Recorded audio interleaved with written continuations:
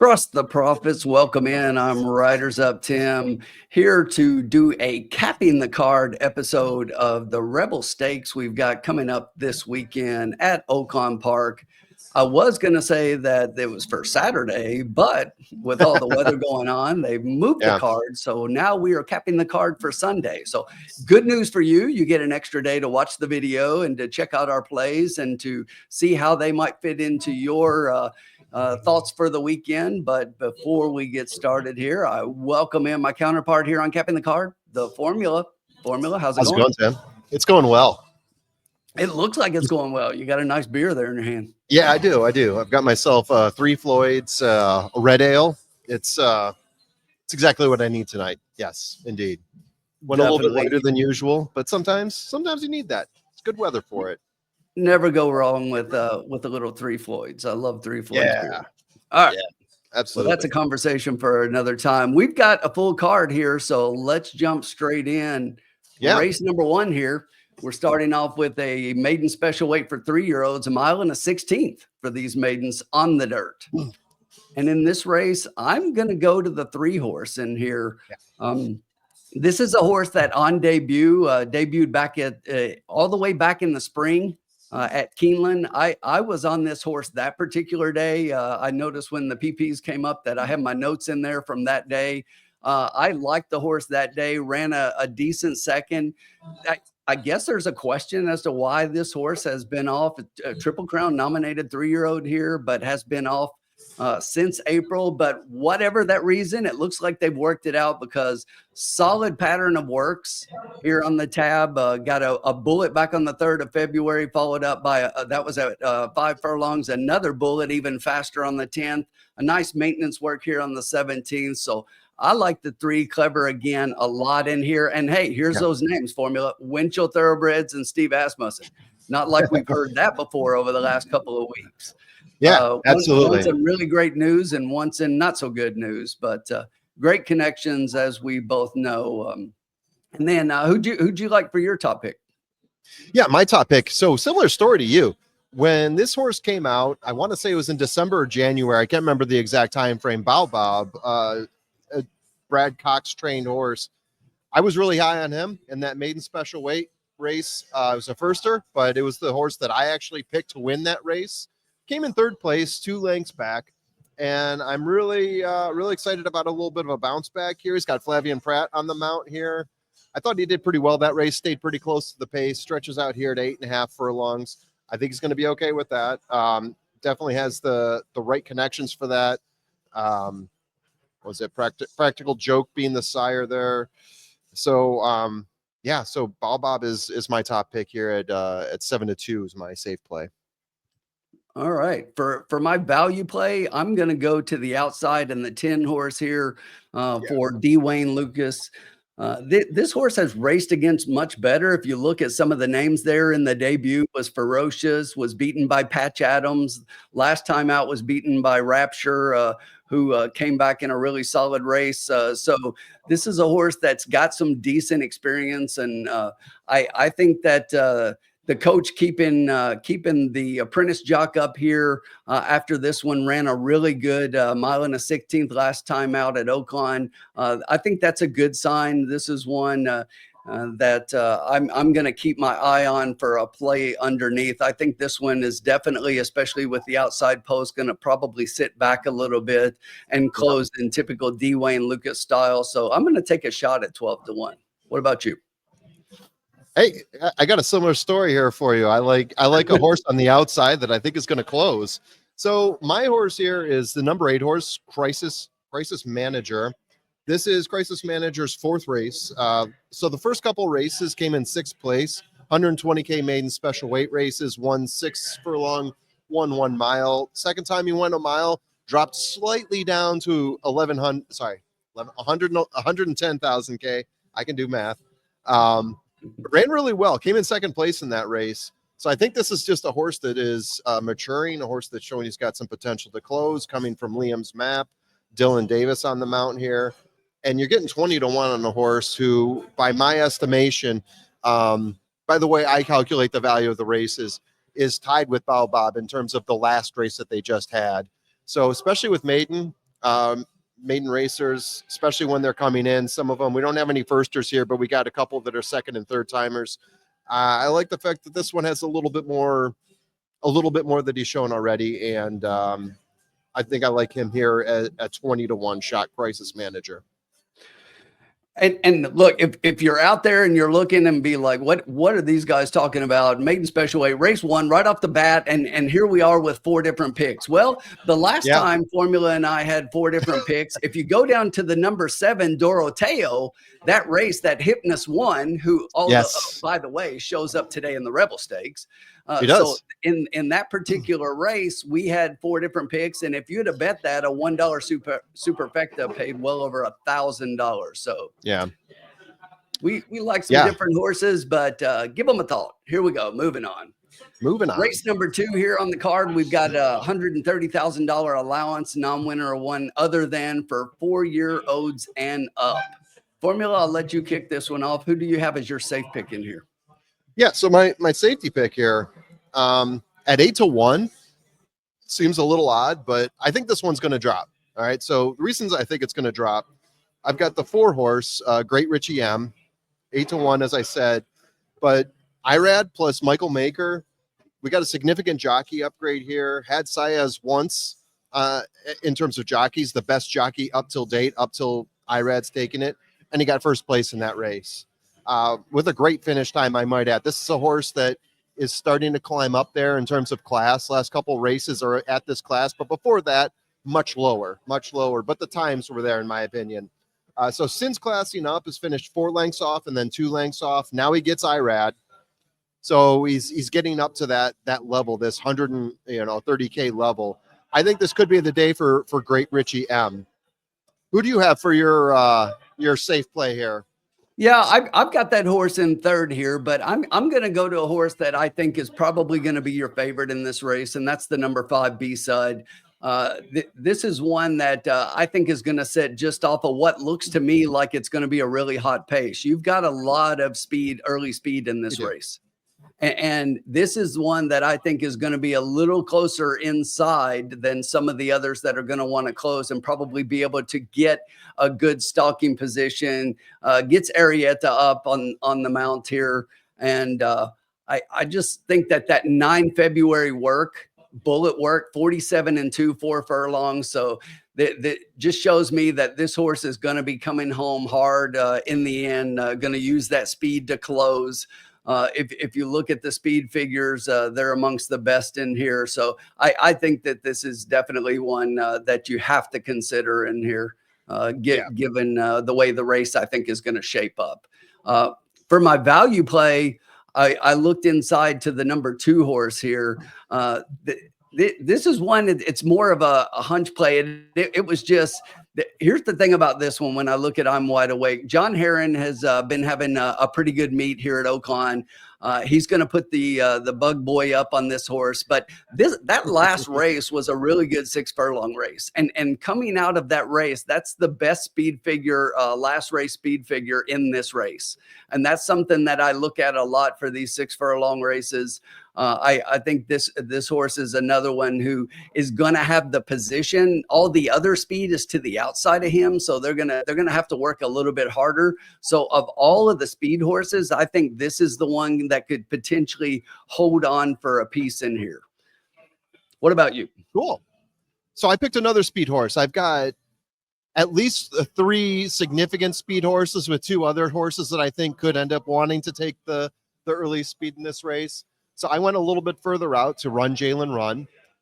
So this is a horse, I think, what did he finish here? 8 times in the money, 2 wins in the last 10 races. But he's moved around a little bit. Most of those in the money finishes are under Joe Sharp. He got claimed. Hasn't been as good since, but you can start to see a little bit of a progression upward. So I'm thinking in terms of some of the horses that do set the pace here, I do like from what I've seen of this horse in the past. So I'm really going off the horse here as opposed to the last couple races. So I'm looking for him to regain some form here and testing out that number there at 10-1, thinking if you get a piece of that, even if he doesn't finish in first place, maybe a place or a show, you'll still get a lot of value out of it, especially considering my safe play here is 8-1. I think this race is wide open, and you could see some fun plays here. Yeah, I totally agree with that. And one more thing on the 2-horse I failed to mention is that day, Yeah. that particular day on the 1st of February, when this horse went gate to wire and beat that field, the track was really playing to closers pretty heavily that day. So for this horse to get on the lead and hold it, I thought that was pretty strong. So moving on. So the third race here, we've got another allowance, 130,000, very similar, 6 furlongs. This one, though, is for fillies and mares, 4-year-old and up. And we do have a little similarity in our value play here, but we've got some difference of opinion in our safe play. I went towards the outside to the number 10 horse here. There's a Silver Lining. And this is Mike Maker, and you were talking about Mike Maker and Irad in the last one. So he's going to ride 2 straight races in here for Mike Maker. That was one thing that I definitely noted because I was looking at the one in the previous race that you liked as well. This is one coming off a layoff. Irad getting up on this horse, I thought moves him forward a little bit. And here's the thing about him, Formula. If you look, he left Oaklawn last spring. He went to Churchill, then Saratoga, and then to Belmont at the Aqueduct. But he's a different horse at Oaklawn. If you look at his Oaklawn performances in 4 races, he has 2 firsts and a second. And then at this particular distance at 6 furlongs, he's 3 out of 5 winning with 1 second as well. So this is one I think may be a horse for the course. He is working okay here. He's got some works over the track, which I like to see. And Irad getting up for Mike Maker 2 in a row here. I think he moves him forward. And if he does, and he runs back to the races that he ran here at Oaklawn, that 27 April race, that 89 speed figure that he won going away 10 lengths. Obviously, that was against a much lower class. But if he can show that kind of speed figure and that kind of performance, I think he can win here at an okay price, because I think there'll be a couple that might be shorter. I took a long look at the 10 here. There's a Silver Lining. Silver Lining. I think it's supposed to be lining, but you're missing the G there in terms of there's so many letters you can use for a horse, so they cut it off, right? I took a long look at that horse for all the reasons you said. I think that's a really good value play. I did go in a different direction, though. I went in the direction of Queen's Martini. So yeah, Queen's Martini, short race, sits on the inside, does have a closing style. It's going to have a short distance to go in terms of all the other horses there, especially the ones that are way out wide. But sits well in terms of class here too. And getting Flavian Pratt on the mount here, that's going to be a little bit of an upgrade for him. So, or for her, I should say. So I do like Queen's Martini to be closing out here with quite a bit of speed in this race, especially on the outside. So I think let that speed collapse in.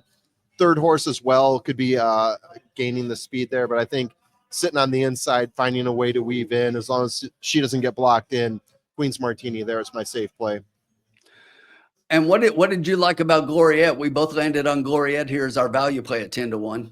Yeah, Gloriette. So this is one of the heavier pace horses in terms of racing at the park. In terms of racing for the distance, I had Gloriette as being the tops, right? In terms of race times, I had Gloriette very high. So I was thinking if there is a speed horse, this is 6 furlongs, right? I just talked about a closer. But if there is a horse that hangs on, and I know she's on the outside, the far outside, I do think it's Gloriette here. I think a lot of things really do line up. 3 gate-to-wire wins, 6 times in the money, coming from Moonings, top win in the group, 6 times in the money, mentioned that. Last race, won by 7 lengths. So is trending upward in the right direction, right? Yeah, I totally agree. And I think there are 3 or 4 horses that are going to take money, and then you've got some that are probably going to be some really good odds. So I thought this horse was a really sweet spot in the odds to where I think we get 10-12-1 easily on this horse. And I like everything you said. And the interesting thing, if you're looking at all of the running lines, is that this horse has run at this level plenty at the allowance class, and then, dropped to the claim back in September, and Churchill was claimed and immediately put back to the allowance and finished in the money there. And next time in for a tag, basically was claimed again. And here we are back again. And I just think that this filly, you know, out of Munnings, this is one that definitely the Munnings seem to have been running really well lately, and coming right back. The 23rd January they raced, and they're coming right back 4 weeks here again and stepping this horse up. Stuart Shea is about 25% off of the claim, and that's winning. So I think it's a solid play to get in the money. Yeah, I mean, I one more thing to say here. I mean, the reason I had the horse here is because I look at the 1, I look at the 10, and then I look at the 12. And to me, I see a lot of the same horse, only with the 12, you're getting 10-1 odds. And maybe that doesn't hold. Maybe once the public gets a hold of it, it starts coming down to 3-1, 4-1, whatever it is. You know, with the connections and some of the bigger names in this race, though, like Pratt getting up on the 1 and Irad being, you know, on our 10 horse, I just think that those other horses do take money in here, and we get a good price on this horse. So for sure, definitely one if you're out there, keep an eye on the 12. Yep. Okay, this time we land on our top pick. So we have our first stakes race on the card. Race 4 is the Carousel, $150,000 on 6 furlongs. For fillies and mares, 4-year-old and up, and we both landed on Justique. Look, Justique is graded stakes tested. I mean, you look at this horse. Obviously, she is moving out east here. Has been running out on the West Coast, but if you look, I mean, she ran the Grade 1 Gamely, and then before that, Grade 2 and Grade 3 races. So you know, this is not a graded stakes, and I just think that this horse definitely fits. You know, John Sheriffs was training out on the West Coast. Now get Cherie DeVoe and Jose Ortiz. And if there's a hotter pair right now than that, other than maybe Chad and Pratt a little bit, those are two you got to watch. But these two have just been on fire lately. And I can't remember what racetrack it was, but it seemed like Jose last week, he had a 4 or 5 win day on some card that I was watching, and he's just on fire right now. And I think that obviously this is a step up, in my opinion, Cherie getting this horse, and now Jose getting up. That speed figure in the last race, that was another one, like I mentioned previously, that 93 best this field. And here's the thing, I think Cherie moves this horse forward off of that, and if she does, this horse definitely has to be respected in this particular race. Yeah, there's usually 3 times that I bet Jose Ortiz, right? One is when Jose Ortiz is on turf at a place like Gulfstream or Aqueduct or Saratoga or wherever. The other time is when he pairs up with Cherie DeVoe. And then the third time is when they pair up on turf. And then you double down.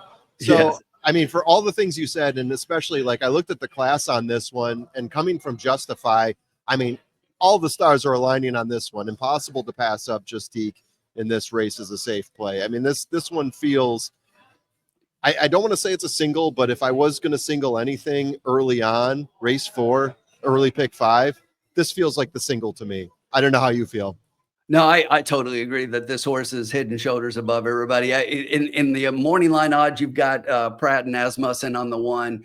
I do have them as my next pick, but I like the 3 horse quite a bit over the 1. Yeah. And then for my value pick, though, my third one in my order here, but my value to finish in the money is Mazoku. The 2 horse, and a couple of interesting angles that I found here on this guy here is, if you look, this is a mare who came out in an allowance race last time out, and basically won that race in a decent speed. This is a small barn operation, and you know the thing about it is, if you look at it, that was a really strong race off of the layoff, coming out of some really good Kentucky races and off of the Kentucky circuit. But this horse basically has 4 wins and 7 tries at this distance, and she is 6 for 7 in the money. So if I'm just trying to get a value play in the money, I mean, how can you avoid that? And you know, the thing about the jockey and trainer here, if you look down at the stats, they're 2 for 2 so far here at Oaklawn, and they're 3 for 5 overall when these 2 hook up. And I went back and I looked at the trainer because I'm not super familiar with him, and because he's a small operation. But here's a good point. He's won his last 3 horses he sent out. this being one of them back on the 3rd of Wow. February. But his two other horses that he sent out recently, both of those were winners. Another one Yep. here at Oaklawn, and the other one I think it was Mahoning Valley. But definitely interesting that the barn seems to be doing pretty well right now. This is a hard trying mare that always seems to be in the money, and if I can get her in the money at 10-1 under two horses that I like a lot, I think we'll give that a shot. Yeah, I mean, this is a typical Al Davis horse, right? Just win, baby. I mean, it's one of those horses you look at, and you look across everything, and you see in the last 10, right, 5 wins, 10 times in the money. It's like that sticks out at you, right? Yeah. The horse I went with is going all the way to the end here, the 9 horse with Irad Ortiz. And the note I had here is, if I'm picking Jose Ortiz to be the winner with the 3, why not pick Irad for the 9 to get that 15-1? It just seemed to make sense to me. I do like this horse, though. I do like the speed figures for the distance. I do like where he sits on the pace. One thing you can take away from the 2, which obviously you were talking about, was in terms of class. Definitely sits at the bottom in terms of class. What I like about the 9, he sits at the top of class, right? Yeah. So I'm going with the 3 and the 9 there for race 4. Yeah, definitely wouldn't be the first time that we've seen an Ortiz brothers double, right? Exactly. All right, moving on to a maiden special weight. One of the maidens that I think a lot of people are looking forward to as far as this card goes now on Sunday. This is a $110,000 race for 3-year-olds, and you do have at least a few Triple Crown nominated 3-year-olds in this race, and obviously maidens, not any that have made it too far along the road. But if someone was to really impress here, who knows? Maybe the winner here shows back up at one of the later preps later on. And if anybody in this race is going to impress and do that, I think we agree that it's the 7 Cornucopian here. Yeah. This is a $1.1 million purchase. Bob Baffert trained, getting Irad up. It seems like we're saying his name a lot, but if you look at the works on this horse, I mean, they just jump off the page. I'm hearing a lot of buzz about this horse. You know, it's an Into Mischief out of a Distorted Humor mare. And obviously they thought a lot about what this horse looked like, paying over $1 million for him. So this is definitely one that I would keep on the radar. And you know, if you were talking pick 5s earlier, the one thing that I noted is that even if you didn't single earlier, which you might want to put at least a couple when we were talking about that 3 horse, I think you finished the pick 5 here early on, the early pick 5 with a single. Yeah, we've seen this story before from Bob Baffert, right? Getting a maiden special weight runner in February or maybe even March. You know, when you already got a barn full of 2-year-olds, 3-year-olds who are aiming for the Triple Crown, and you got one more coming out here, and in this case it's Cornucopian, and there's just too much behind this horse to doubt it, right? Because I mean, you say all you want about Bob Baffert over the past few years. This is his first year back into the Derby, but you know, you can't deny what he's done over the past couple decades or so of horse racing. And like we've seen this story before, so there's no doubting Cornucopian here. The workouts say it, the breeding says it. So yeah, that's my pick as well. So you didn't take too much of a stretch with your value play there, 9-2. What about that one? Yeah, so this race, I looked over a whole bunch of the other horses here. You're right, it's not a stretch. It really isn't. But I just didn't see anything else that was an extreme value play that jumped out at me. I thought Cornucopian felt obvious, but everything else was really pointing to Oigavald. So I figured I'm taking a look at maybe doing like an exacta here between the 7 and the 1. So Oigavald ran one race before, was in the money finish there. Very close first time out. Sits close to the pace, upgrading in jockey to Tyler Gaffleone. Steps up in class, but I like the runs the first time out. I like the finish times that he had. Class doesn't bother me here for this horse. So I think that this is going to be the one that maybe even gives Cornucopian a run for his money, but finishes a couple lengths off, perhaps. Yeah, and I went to the 10. This is another with Another horse with the apprentice Bacon up here. And, he's having a really good meet. He's third in the jockey standings here, just one win out of second place behind Rafael Bejarano here. So he's riding really well as an apprentice. And if you look at this horse, I thought it was interesting because I went back and watched that last race, and it was like, I've said this before on some of our broadcasts that one of my angles that I really love is when a horse goes sprint to route to sprint. And that's what this horse did last time out. And while he didn't get up for the win, he did get up in the money and threw up his best speed figure by far and seemed to wake up a little bit that particular day. And not only did he run a good race, but he did it against Dream and Blue. I mean, the Dream and Blue is the horse that won that particular race, and that horse finds himself in the Rebel Stakes today. So obviously a good race.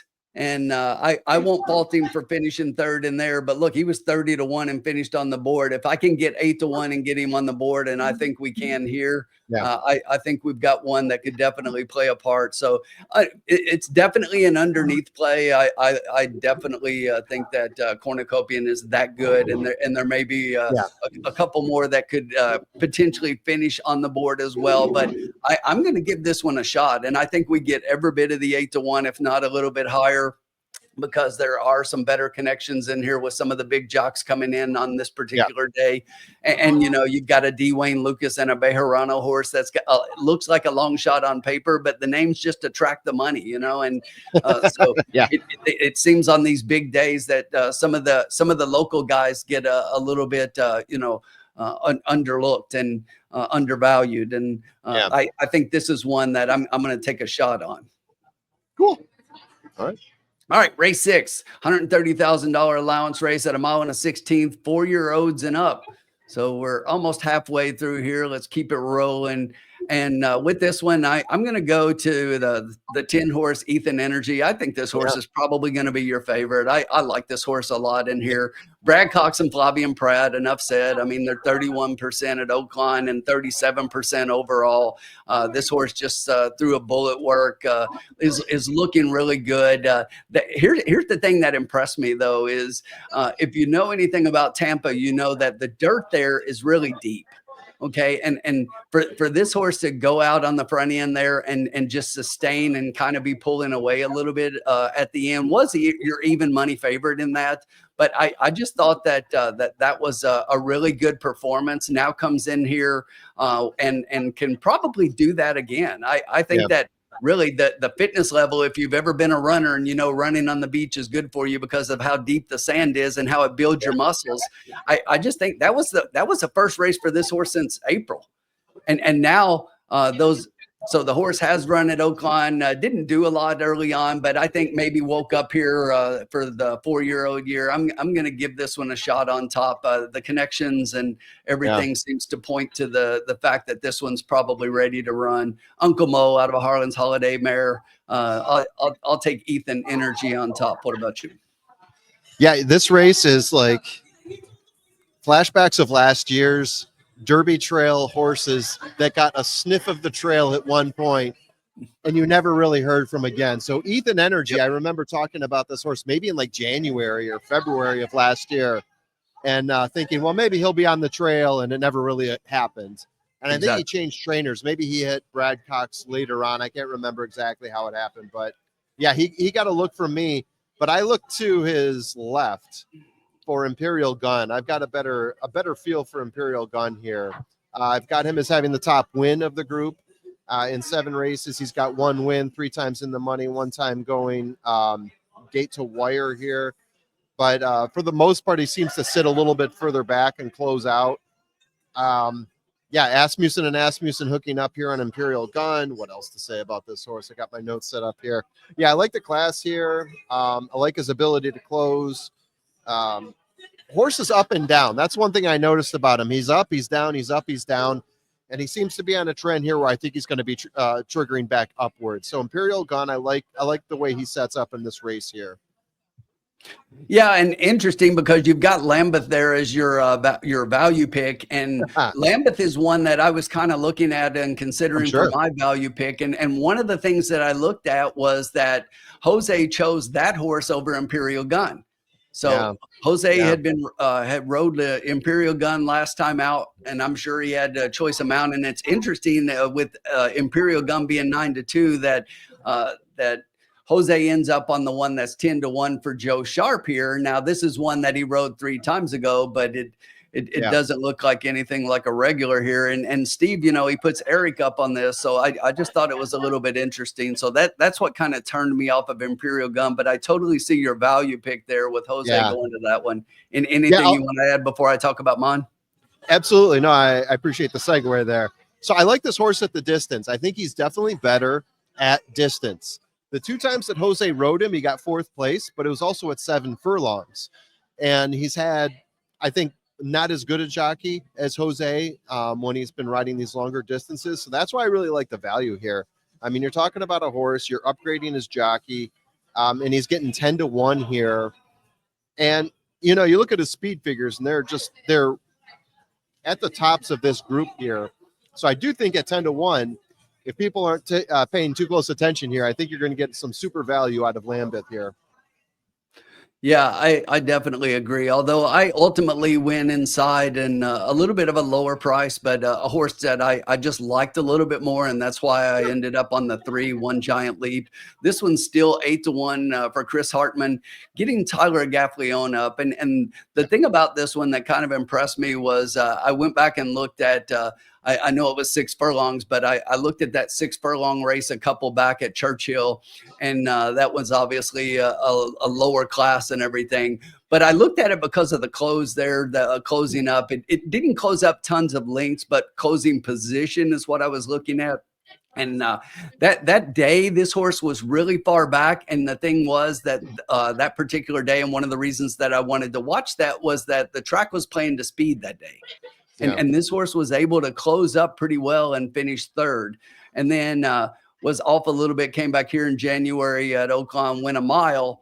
And in that race, basically, everything was over at the break for this horse. There were 10 horses in there. This horse stumbled badly out and was way back in the early on. And then even to get 7 lengths back from where this horse was, I thought that a lot of times it seems like we see this to where a horse seems to stumble and they kind of get ignored, and then they come back and obviously improve off of that performance, because the horse was definitely hindered.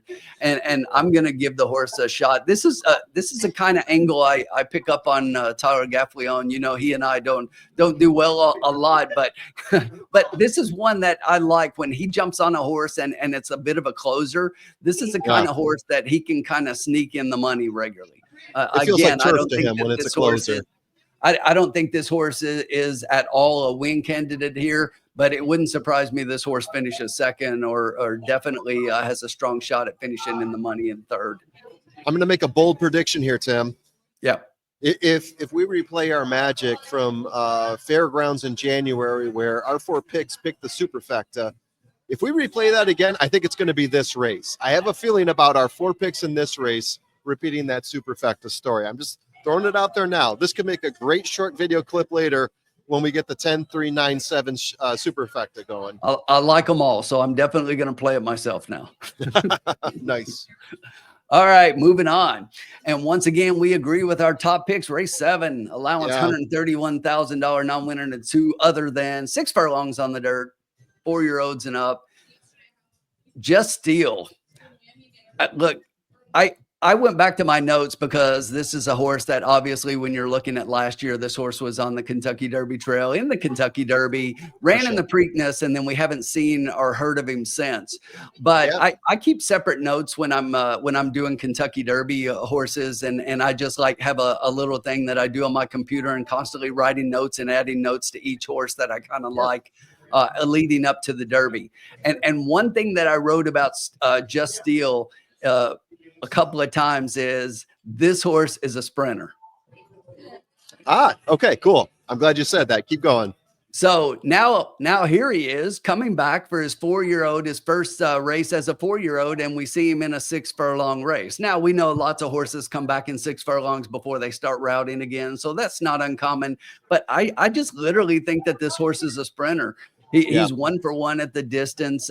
He's done well at Oaklawn Park. If you look, he ran in the Rebel last year on this day, although that wasn't a particular good race. That was his worst of the 3. But if you look at the 2 before that, in the Southwest and the Smarty Jones, he finished second in both of those races to Mystic Dan, your Derby winner, and to Catching Freedom, one a lot of people liked. So Yeah. this horse definitely has ability. The question is the layoff. I get it. The layoff is going to be a huge question in here for a lot of people. But look, if anybody gets a horse ready better than D. Wayne Lucas, now we know he runs them into shape as well. But this horse seems to be working pretty well. That 3 February workout, 5 furlong, 59-4, that's smoking. So that's a good sign that this horse is ready to at least run 6 furlongs. And you got to remember, a lot of times, especially for a horse that has typically been routing and going the distance, starting off at 6 furlongs, you don't have to be all the way back and completely fit as much as you do just ready to go, and I think that this is definitely one. What about you? Why'd you pick him on top? So what you said at the top is what surprised me. So I'll read you my notes here as I read through this, right? So Love Just Steel last year, he was one of my Derby top 4. So if I was putting together a trifecta key box with 4 horses, he was in that box. Always seemed to be in the conversation. Loved him at the Derby, on the Derby trail. I was shocked to see that he was going 6 furlongs here until I looked up his single turn races, and they look good.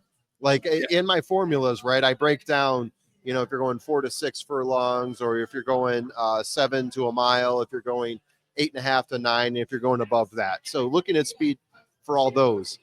And he actually ran really well at everything 8.5 above, but then he also ran really well at 4 to 6, like you said. So I thought, well, there's something here, right? There's a reason they're cutting him all the way back to 6. So I'm taking a look at him. He's classing down, obviously. An impressive horse to me last year. I had to throw him in. He had to be my pick. So yeah, Just Steel for all the reasons you said, and agreeing with that, and being surprised to see them Just Steel for a sprint.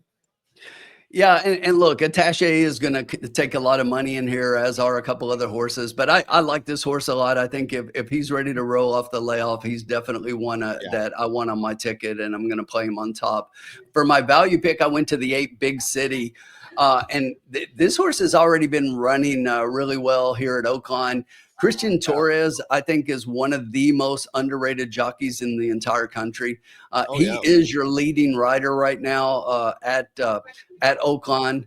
He's like 10 wins up on Bejarano. So he's riding really well. He's ridden this one the last 2 times out, was on the lead, and then just faded late at a mile, but going 6 furlongs last time out, just set in a stalking position just off the pace, and really finished strongly to just get up really late in that 6 furlongs. And I think that this horse is definitely one. If he goes off at 15-1, I want him on my ticket. What about Carboni for you? Yeah, Carboni. So this is a horse, if we're talking about ghosts of Derby trails past, Carboni I had really high on one of my January power rankings. Right, Carboni, early on, he looked really good. He ran some really good 6 furlong races, I believe. Probably won by like about 9 lengths, which got me really excited, similar to how I was excited about Patch Adams this year. Like what, a $1.25 million dollar horse, something like that. And then he dropped off a little bit. Southwest was not good for him. Thought, okay, maybe it was the wetness, but then you never really saw him come back. I'm waiting for him to come back. Could be this race, right? 6 furlongs. Mitole is the sire here. So all that makes sense, right? Mitole being the sire of a sprinter.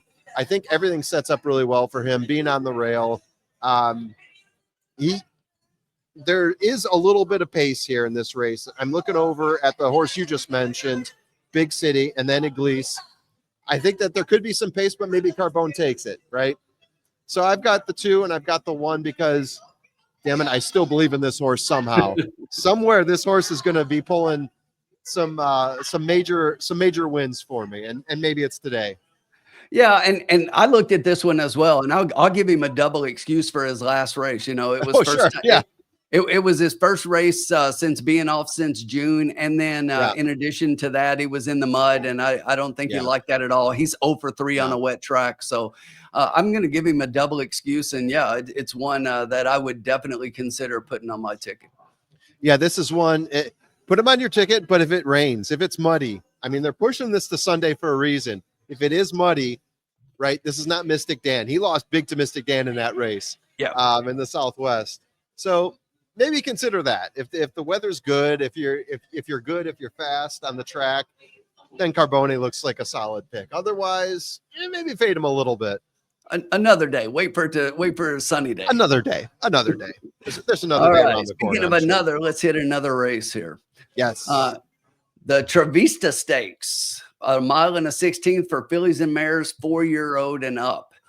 And this is a race here that I had a little bit of trouble with. And okay. I went back and forth, and we've got a pretty decent field, 11 horses in here. And it looks like that a couple of your favorites are going to be to the outside. And I think that we both went that direction with those two horses.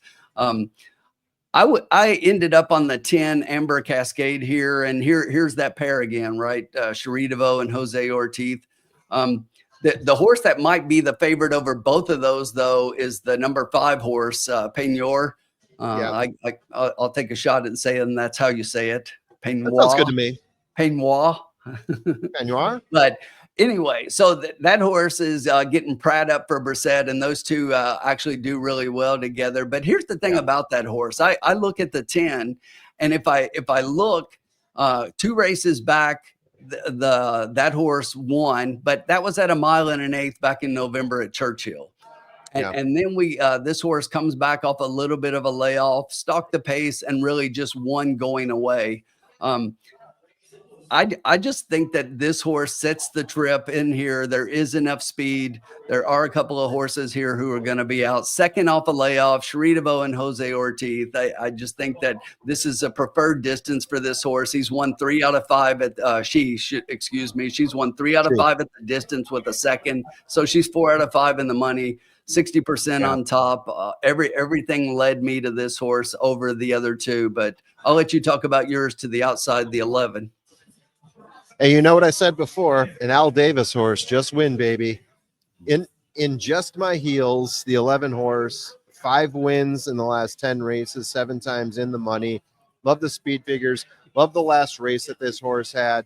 Love the way that this horse closes out. I think the pace sets up really well for this horse, being on the outside, Bejarano and Marquette. Those are like the simple reasons for me to be with this horse. I like the last race that this horse had. It rated as my best last race of all the horses. So the horse that came in second place is actually my value play, which I don't get how it's 12-1, Under the Palms. I'll jump into that one real quick, and then I'll hand it back over to you. So Under the Palms, got Under the Palms. She has my second best last race, as I just mentioned before. Love where she sits on the pace. Love the class of this horse. McPeak and BJ Hernandez. I mean, this is a killer combo they're getting here for 12-1. One of the classiest horses, winner of 150K stakes race earlier. So if you get this horse anywhere near 12-1, you're getting a gift, in my opinion. What did you think of the number 1 horse, Under the Palms, Tim? Yeah, and you know, I thought the same thing originally when I looked, and it was Kenny McPeak and Brian Hernandez, and I'm like, with these two and what I see, I said, there's no way we get 12-1, and then I look, and you've got Brett Calhoun and Irad Ortiz, you've got Tom Amos and Dylan Davis, and then you've got Flavian Pratt for Brissett, and just like we talked about, we've got Jose and Cherie DeVoe, and it's just like. I just think that with all of those horses and all of those names, and they're all decent horses, and like you said, a lot of horses that we know the names in here as well. You go to the 11, like we were talking about, Just My Heels, and the thing in the last race we talked about how they were all on the Derby Trail. Well, in this race we're talking about horses that were on the Oaks Trail, and for sure, and Just My Heels was in the Honeybee last year. So she's a solid pick in here, and The only thing that kind of threw me off of this horse is if you look at all of her races lately and how she's been doing really well, she just really benefits from this inside post. And every time it seems like she goes towards the outside, she has her worst races. So 11 and 12 on the inside here. 7th, 10 and 12 finishes 9th, 9 and 10 finishes 7th. So every time she's been outside, I think that, that's been her Achilles heel. Her hindrance. So yeah, that's why I went against her. But I think we get 12-1 on the one, and I love this horse. Look, it's competitive in here, but I think that she is competitive as well. And in the money, just missed off that short layoff the last time out. Her BJ gets back up. He hasn't ridden her the last 2 times out, and now he gets back up. He is her regular rider. She's definitely ridden, competed against much better last year, and I think that it's one you definitely got to consider here. For sure. I will have her on my ticket for sure. All right, let's move on. Finishing up, getting here. Speaking of the honeybee, we talked about one that was in last year. Let's look at all the ones that are in this year. So this is your Oaks Prep on the card, the Grade 3 honeybee, $500,000 for fillies 3 years old. And I think we agree, as will the entire public, that the horse to beat in this race is Muhima. If she wins in this race, she will be first in Kentucky Oaks points. She will top the list because this is a 50-point Oaks race. And if you look at Good Cheer, who won last week, and people may be like, well, that was a 50-point race. It was a 50-point race until the horses scratched out, and then it was only worth half the points. So now she's only got 50-some points. Mahima already has 10 points. So if she gets 50 in this race, she will be on top of the charts. And I think she wins this race. She's 3 for 3. She's done everything right. To me, on the card, it's like if you get 7-5 on this horse, if you get even money on Muhima, take out your 401k and bet it all on Muhima. That's how strongly I feel about her in this particular race. Yeah. I mean, this is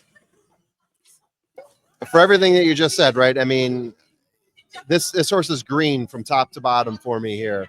In terms of like speed figures at any distance you pick. This horse is on the rail. It's going to be the pace setter, Munnings, Brad Cox. It's got Florent Giroux on the mount here, 3 for 3, one time going gate to wire. I mean, everything is setting up really well for this horse. I got nothing else to add here. I mean, 3 for 3 might as well make it 4 to 4. And here's the thing. I mean, she won the first 2 times out sprinting. The last time out, she goes 1 mile and an eighth. So now, and that was the Demoiselle grade, a grade 2, and that was a good field there. So now she gets to go back to 1 mile and a 16th. Yes, it's first off a short layoff, but the works are there. This horse has the class, and if she can go 1 mile and an eighth gate to wire against that field, I think that she can go even faster against this field. And I don't see anybody competing with her in here. There are a couple of horses in here that have been close on speed figures, but nothing that's been there. And I think that Muhima moves forward off of that, and she's definitely the class of the race to me. Interesting with our value picks, because you go to the 5 quick kick and I go to the 12 quiet side, and I will tell you, I went back and forth between these 2 horses a lot. Oh, did you? And I'll tell you why I ended up on quiet side. And these 2 have, they have both been there fighting in some of the same races, battling in some of the same races. But if you look at quiet side, finished second in the spin away to Immersive. And then in the Alcibiades at Keeneland, quick kick finishes second and quiet side finishes third. But the thing was, in that particular day, I think that basically the trip hurt her a little bit in that race, and she comes back in the goldenrod and really didn't run as well. But who's in that race? Well, that's Good Cheer, who now is leading the race. So this horse has just been up against a lot of the really strong horses. She's basically been on the board in every start. She's got 3 seconds, but when it comes to value, we're just looking for a horse to hit the board, and I think we can get 8-1 based on some of the other horses in here. And this horse doesn't like to be off the board. She's just a hard charging filly that is just always there. And here's Jose again, bullet work on the 16th of February, 58-4, 5 furlong work. I like her a lot, and just like her a little bit more than I do Quick Kick. But why did you end on that one? Yeah, Quick Kick for me. I mean, my formula really pushed this horse to the top. Taking a look at speed figures, taking a look at closing power. This is a horse that, unlike the first horse that we talked about, Mamiya, this is going to be one that comes from deep, going 8.5 furlongs. I'm fine with that. If this horse has a kick, the horse is going to be there. I also had its last race when going across the board, even factoring in Mamiya. I had the last race this horse ran as being the highest of the full field of 11 here. So that, I like the closing power at 8.5 furlongs.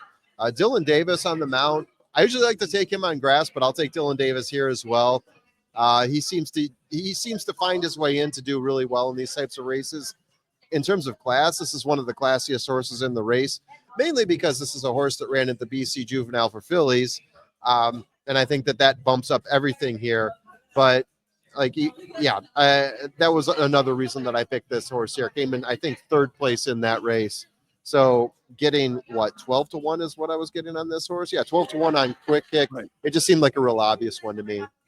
Yeah, and I totally get it. The one thing that made me push, one of the other things that pushed me to the 12 was that this one hasn't come back since the Breeders' Cup Juvenile fillies, but she's another one that she seems to be working okay, and the connections are definitely there. Davis stays aboard, so one to keep an eye on. But I think you play with the 1 with the 12 and the 5 here, and try to hope that for a price you get one of them underneath, and I like that play a lot. So do an exacta key box or an exacta key or something like that. Yeah. But looking forward to seeing Mohima in the Honeybee. Oh, how about that? Yeah.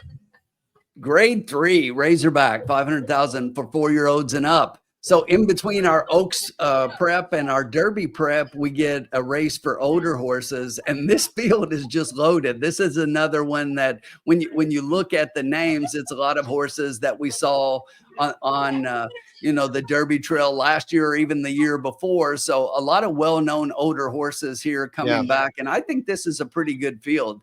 But we both landed on the Godolphin owned and bred First Mission. Why did you end with that one, Formula? Well, I'm going to start by saying, if you look at the morning line favorite, let's look over to the left to the 2-horse Banishing. I do not get why this horse is the morning line favorite, purely based on distance. This horse seemed to be a horse that really likes the shorter distances way more than going 8.5 furlongs. I would even say this horse should be more of a sprinter than it should be even a miler, in my opinion. So I'm very shocked to see 7-2. Banishing is your morning line favorite. I think that could change because I do like First Mission, as you do as well, right? So First Mission, 5 wins in 10 races, 7 times in the money. Brad Cox getting a gunner here. Should be sitting 1 to 2 lengths off the pace, applying pressure with a punch down the stretch. In terms of class, in terms of best win, I mean, everything checks the box here for this Brad Cox horse. There's going to be a few horses that will be pushing the pace or setting the pace right next to this horse, right? I think Banishing could be one. I think Alexander Helios could be another. And then we've got a couple other horses in the middle that could be pushing the pace here. Dematic and Baddest Good Boy. So if that happens, you get a horse that sits 1 or 2 lengths off, could be pushing it in that stretch run there. 8.5 furlong sets up perfectly for First Mission. To me, that feels like an obvious play for me.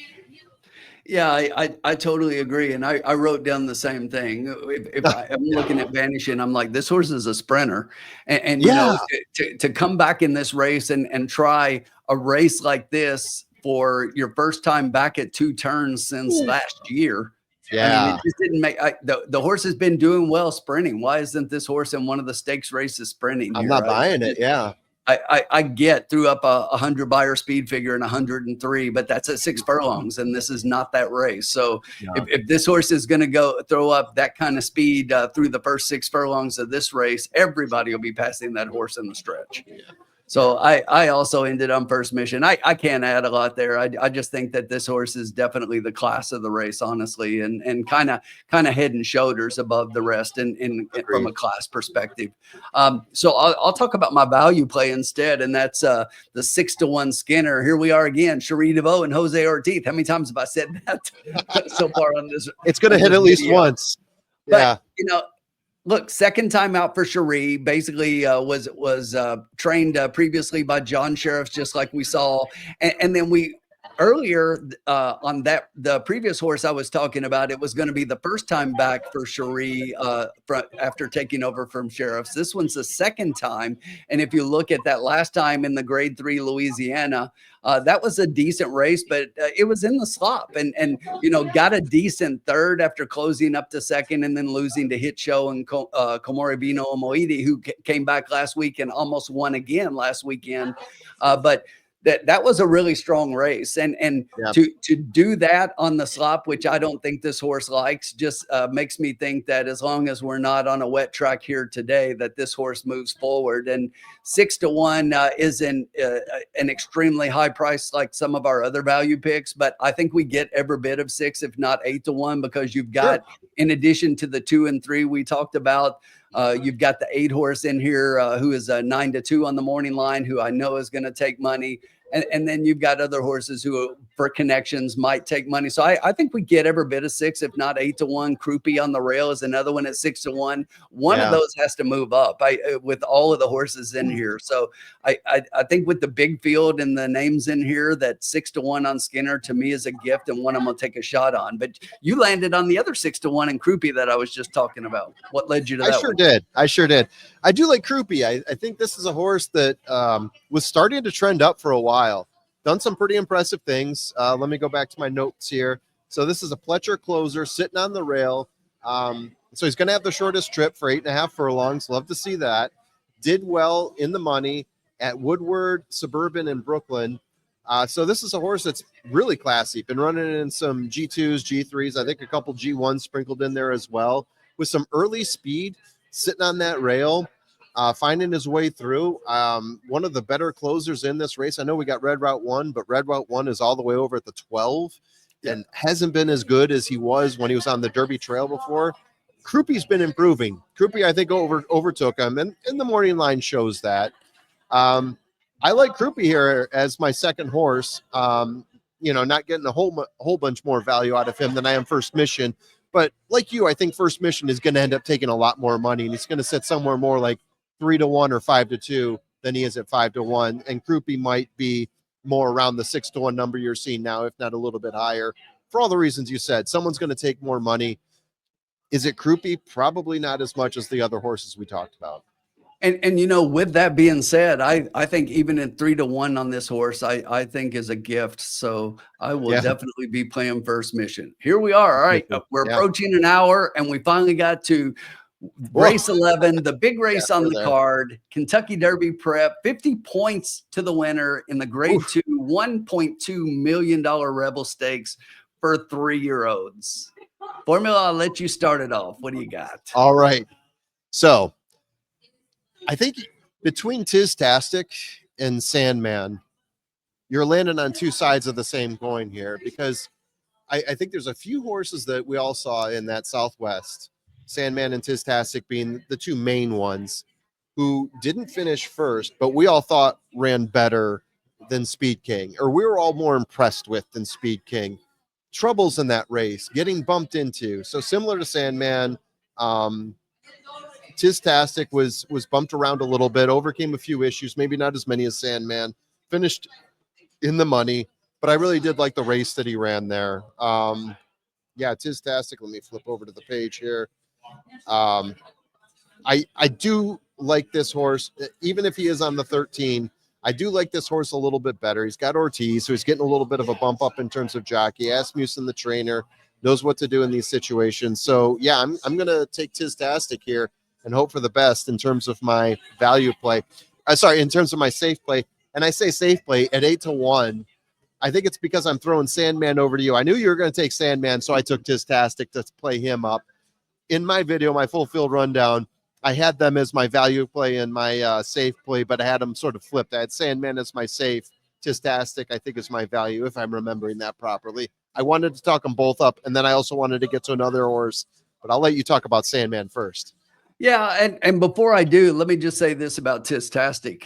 I'm Please. probably putting Tistastic in the winner circle for you.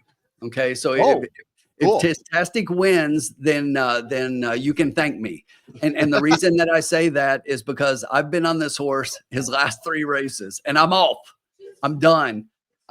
So look, Yes. and because I'm getting off, this is probably the one. This is probably the one where he wins. But I have loved this horse for a long time. Steve Asmussen and Winchell, here we are again, you know. Yeah. And you know, they're trying really hard to get their Derby winner, and I really hope that they do at some point. And this is one that I really liked early on and thought might be their Derby horse, but just really hasn't come through. I mean, in the Street Sense and the Kentucky Jockey Club at Churchill, I saw both of those races live, and it was just like, I just thought, but 2 good horses, right? Sovereignty and First Resort won both of those, and this horse is right there and loves to finish in the money. But to me, as a result of that, me getting off, I'm going to put you in the winner circle. But the horse, similar to Just Steel last year, finishing in the money constantly. Yeah. So Sandman for me, everybody knows the story with Sandman and what happened in the Southwest. This horse broke, and outside the gate, if you look, Christian Torres completely lost his left foot out of the stirrup. I saw a story this week to where he's been telling his family that his little toe saved him from falling off the horse. His little toe on his right foot, and that's what he keeps telling everybody in his family. So I thought that was really funny, but it was an incredible ride, because for him to even stay on that horse and be in the race was a miracle. But for that horse to run how he ran, to me was just super impressive. And you know, you had Speed King out there, and Speed King did win by a length, but even at the wire, if you're looking, Sandman is just eating him up. He's charging.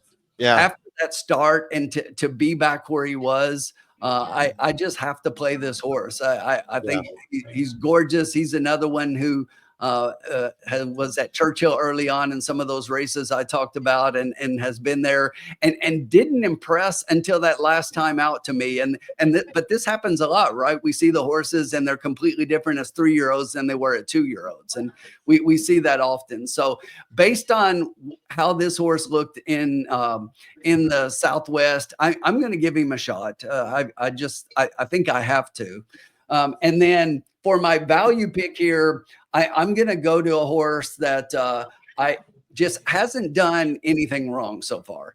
And look, I'll be the first to say, this is a huge step forward and a huge step up. And it's going to take every bit of that for Cole Battle to be a part of this race. But look, I like hard trying horses, and this horse has 4 wins and 6 starts. But I'm going to do you one better and say, really, this horse is 4 for 4 on dirt, because those other 2 races were on turf. They tried this horse on the turf, and neither one of those races the horse was in the money.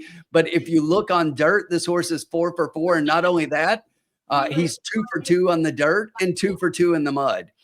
And it just seems like he's getting better. And I went back and watched that Springboard Mile. This horse was in the 1 hole of 12 horses. He does not necessarily want the lead, but in that particular race, he broke, and he breaks every race. He breaks extremely well. So the 1 hole doesn't worry me here, because he is going to get positioned just like he did in the Springboard. But here's the thing that really impressed me in that Springboard Mile is that he broke alertly and was up there and then just settled. And you don't see these younger horses being able to do that. Normally it takes them a little bit more time before they're able to do that. And you may say, okay, it's an anomaly, but really he did the same thing in the Smarty Jones. And some people may be looking and being like, what the heck are you talking about? He went gate to wire. Well, what I'm talking about is he got on the lead, and then he just slowed it down. He went 24 to the quarter, but he went 49 to the half. Yeah, he controlled the pace. He did, and he just controlled it, and he basically let the horses run with him. But when he was asked, he just drew away from this field. And look, I get that it was a lesser field, lesser quality. People are going to look at the speed Yeah. figures and say that this horse needs to step up. But here's the thing about horses like this. He's done what he needs to win. You know, could he have gone faster in those races? I think he could have. He didn't need to, right? He did what he needed to win each one of those races. He's the Milton Berle horse. Yeah. I just absolutely love Cold Battle here. Look, I get the connections are lesser than here. The horse looks lesser than, you know, a lot of people are going to look at this and say $70,000 purchase. And he's a Remington Park horse or whatever. Yeah. But I'm going to take a shot with every bit of that for him to hit the board. I don't think he's winning this race. I love Sandman in here, and I get how there are other competitors in here. But keeping a horse like this who's 4 for 4 off the board, yeah, good luck with that. Give me a piece of this at 10-1 underneath. I'll take some of it. Cool. All right. So you ready for my soliloquy of publisher? Let me have it. Steve Asmussen horse. We're constantly looking for a Steve Asmussen horse here on the Derby Trail, and I found my Steve Asmussen horse, I believe. So let's talk about Tistastic. Let's talk about Sandman, how they didn't win the Southwest, how they had a bum ride, and they still managed to finish well. I want you to go back and watch the Southwest one more time and focus in on publisher. Watch where he sets up, watch what he's doing, and watch how he enters into the stretch. It looks like he's going to be a part of the action until he hits the rail. The 8 horse pretty much stops right in front of him. It's like somebody hitting their brakes right as you're entering the freeway. And he has to completely check back up, almost gets on 2 legs, and pretty much ends his race right there. He had more left in him. Did not finish well in that race because of that, but he definitely had more left in him. Now, what are we doing for this race? He gets the 6 hole, and we're putting Flavian Pratt on him, one of the best jockeys in the land, if not the best dirt jockey in the land. I mean, come on. 20-1, you're giving me on publisher, and we're saying we're going to upgrade him. Steve Asmussen, I love the fact that we're putting publisher in this race at 20-1. Give me that all day. I had him in my top 4, so that's why I've got him here as my value play, because I had to talk up this story of publisher. There you have it. No, I like this pick in this horse. I had to go with Cold Battle, but I totally see everything you say and don't disagree. All right. Let's do I hate it. to move away from the Rebel, but we got to finish this card up. We're already just over an hour. I wanted to try to keep it to an hour, so we'll do this one quickly. We're going to end up here. I don't know why this race says the Grade 2 Rebel at the top, because this is not the Grade 2 Rebel. Oh, so, I meant to correct you on that, but we're good. Yeah. So everyone this know. is a $110,000 maiden special weight, but it is. My slide didn't get updated here, and I apologize for that. But that was a major mistake, and not major, but changing one letter will end up on mayor. So first time starter. I looked at this maiden field and I didn't see anything super impressive. So I want a first time starter. And you talked about Flavian Pratt, and he's going to get on the first time starting gelding, by the way. First time starter gelding as a 3-year-old. So we don't see that a whole lot. But look at how this horse is working. I mean, that 3 February, best of 48, 47-4, 4 furlongs. We're only going 6. And I mean, this horse shows some serious speed, getting Flavian Pratt up for first time out. When I look at the dam here for first time starters, she's had 3 starters and she's had 2 winners and a second. Wow. That's she's impressive. Put 3 horses on the track and there. She's got 2 winners and a second. So if this horse is 4-1, I would say jump all over it, because I love Mayor in here. Good job on that one. So my pick here, we're going with Tyler Bacon in the mount. Going with Chris Hartman as the trainer here. I am going with a horse that has already raced once before, finished in the money in that race. And by the way, I just like to point this out. Can we name the horse Tiz Marquis? I mean, we're missing out on something here if we're calling it Tiz Marcus and not Tiz Marquis, right? I mean, anyone who's into 90s rap knows where I'm going with this, but Tiz Marcus is my pick here. Was close to the pace before, applied pressure to the pace first time out, looked pretty comfortable, and I think there's more there. I think he comes back in this race, and he finishes the job. You're getting tremendous value here from Tiz Marcus, or as I like to call him, Tiz Marquis. Yes. All right. So really quickly for my value pick, I'm going to go all the Absolutely. way to the outside in the 12 Miracle Mac. This is another Mike Maker. We've had a couple of those so far on the card, and getting Why not? Tyler Gaffleone up, which is a move I like. Tyler loves to finish out a card by winning. I can't tell you how many times I've been at a track and late in the day, and maybe it's been a big day like this, and Tyler hasn't finished a lot. So he definitely wants to be competitive. I don't see this horse winning, but it's interesting here. They're putting blinkers on. I look for that to be to move this horse forward a little bit here. What is potentially going to be off the pace from that 12 hole is going to probably have to close, but that's where I think Gaffleone is at his best. So I'm going to try to give that one a shot here. That first race that this horse had here at Oaklawn at 6 furlongs was a lot better than the last one. And I think that the first time in the barn, we'll just basically say that they needed to figure the horse out. They're adding blinkers here because of what they did figure out. And we're going to give Miracle Mac a shot at 8-1 for my value play. What about Bote? Yeah, so Bote or Boat or whatever you want to call him. This is a numbers game for me, to be honest. So there's a couple things I really like about this horse. Number one, when you start looking at like the speed figures and how the horse did and where he was placing versus the other horses and just compare them across the board, he looks pretty favorable to the horses that are getting 7-2 and 4-1 and 2-1. So to me, he looked like a pretty even money to those horses pick here. Not only that, he's getting a jockey upgrade. He's getting Ricky Santana sitting on the mount here. So I really like this horse. 3 races, finished twice in the money already.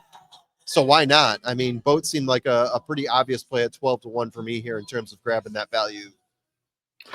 All right, for me, I'm going to default to my Spanish and say it's bote, which is like bottle. Bote. Oh, that makes sense. Let's do that. We'll say it's the bottle horse. Yes. All right, there you have it.